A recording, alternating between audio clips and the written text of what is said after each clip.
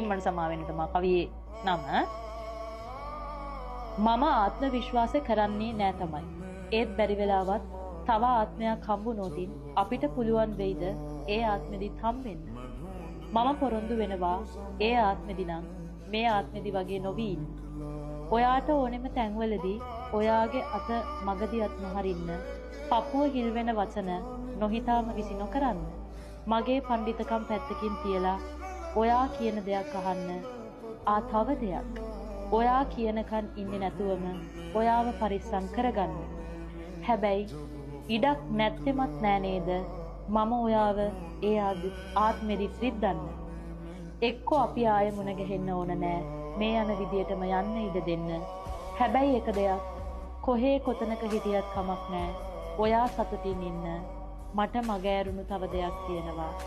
ඉතින් මට සමාවෙන්න.